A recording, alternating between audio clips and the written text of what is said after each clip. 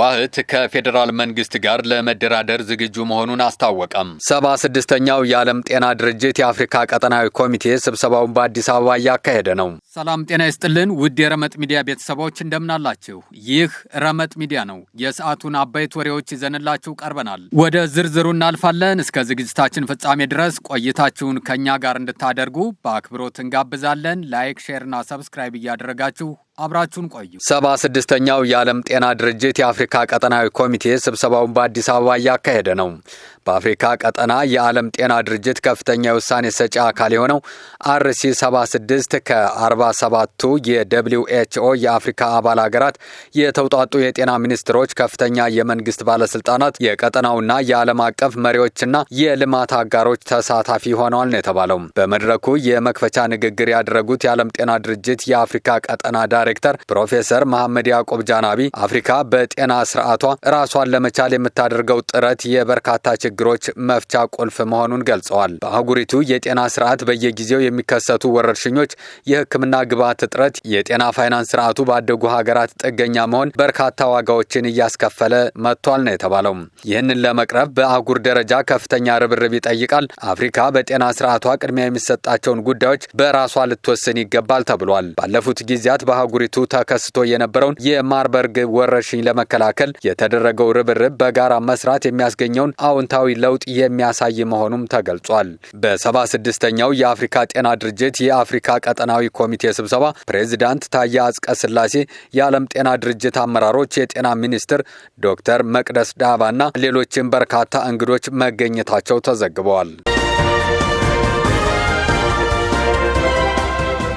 ህወሓት ከፌዴራል መንግስት ጋር ለመደራደር ዝግጁ መሆኑን አስታወቀም። ከፕሪቶሪያ ስምምነት አደራዳሪዎች አንዱ የሆኑት የቀድሞው የናይጄሪያ ፕሬዝዳንት ኦሉሴጉን ኦባሳንጆ በትግራይ ክልል በድንገተኛ ጉብኝት ማድረጋቸውን ህወሓት የሚመራው የክልሉ አስተዳደር አስታውቋል። ህወሓት መሩ አስተዳደር ከፌዴራል መንግስት ጋር ውይይት ለመጀመር መሰረታዊና ቁልፍ ናቸው ያላቸውን ቅድመ ሁኔታዎች አስቀምጧል። ሰኞ ነሐሴ 18 ቀን 2018 ዓ.ም የተደረገው የኦሉሴጉን ኦባሳንጆ ጉብኝት አስቀድሞ በመደበኛ መርሃ ግብርና በቀጠሮ የተያዘ እንዳልነበረ በህዝባዊ ወያኔ ሓርነት ትግራይ ህወሓት ሊቀመንበር ዶክተር ደብረጽዮን ገብረ ሚካኤል የሚመራው አስተዳደሩ ባወጣው መግለጫ አስታውቋል። በቀድሞው የናይጄሪያ ፕሬዝዳንትና በዶክተር ደብረጽዮን መካከል የተደረገው ውይይት በህወሓትና በፌዴራል መንግስት መካከል የተፈጠረውን ውጥረት ማርገብ ላይ ያተኮረ እንደነበር መግለጫው ያመለክታል።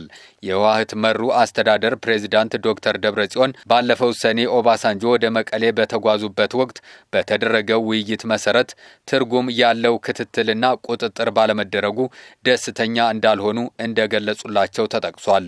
ሁኔታውም ወደ ከፋ ውጥረት ማምራቱንም አንስተዋል ተብሏል። ከዚህ ቀደም ከተደረገው የቀድሞው የናይጄሪያ ፕሬዝዳንት የትግራይ ክልል ጉብኝት በኋላ ነሐሴ ላይ የፌዴራልና የትግራይ ኃይሎች ሸረሪና በተባለው የሱዳን አዋሳኝ ስፍራ ግጭት ውስጥ መግባታቸው ይታወሳል። በዚህ ወርም ሰኞ ነሐሴ 18 ቀንን ጨምሮ በተለያዩ ጊዜያት ተደጋጋሚ የድሮን ጥቃቶች እንደተፈጸሙ የትግራይ ባለስልጣናት ተናግረዋል።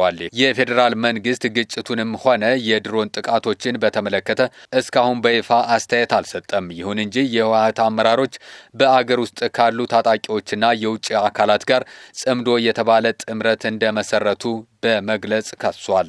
የህወሓት አመራሮችም ባደረጓቸው ህዝባዊ ስብሰባዎች ላይ ፌዴራል መንግስቱን ስለማስወገድ ያንጸባረቋቸው አቋሞች ውጥረቱን አባብሰውታል ነው የተባለው። በህወሓት የሚመራው የትግራይ ክልል አስተዳደር ባወጣው መግለጫ የፌዴራል መንግስት በመሰረታዊ ጉዳዮች ላይ ተጨባጭና እውነተኛ ማሻሻያዎች አለማድረጉን በመጥቀስ ከሷል። ላለፉት 4 ዓመታት የታየውን የማይፈጸሙ ቃል ኪዳኖች ያሉበት እንዲሁም መሬት ላይ ሁኔታው ከመጥፎ ወደ ባሰ እየተለወጠ የሚሄድበትን አካሄድ እንደገና ለመድገም ምንም አይነት የፖለቲካ ፍላጎት እንደሌለው ገልጿል። ዶክተር ደብረጽዮን ከፌዴራል መንግስት ጋር ውይይት የሚጀምር ከሆነ መመለስ ስላለባቸው መሰረታዊና ቁልፍ ጉዳዮች ለኦሉሴጉን ኦባሳንጆ ገልጸዋል ተብሏል። ከቅድመ ሁኔታዎች መካከል የኢኮኖሚ ማዕቀብና እገዳ መነሳት እንዲሁም ወታደራዊ ከበባ ማቆምና የተፈጠረውን ውጥረት ማርገብ የሚሉት ይገኙበታል ተብሏል።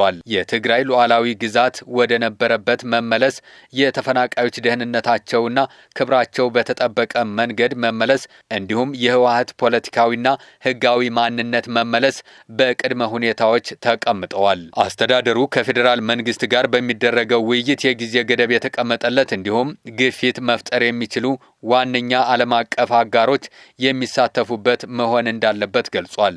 መግለጫው የቀድሞው ፕሬዝዳንት ኦሉሴጉን ኦባሳንጆ ከፌዴራል መንግስት ጋር ተወያይቼ በሚቀጥሉት 1 እና 2 ሳምንታት እመለሳለሁ ማለታቸውን ጠቅሷል። ወደ መቀለ የተጓዙት የፕሪቶሪያው ስምምነት አደራዳሪ ኦሉሴጉን ኦባሳንጆ ስለ ትግራይ ጉብኝታቸው በይፋ አስተያየት አልሰጡም። አብራችሁን ስለቆያችሁ ከልብ እናመሰግናለን። ጤና ይስጥልን።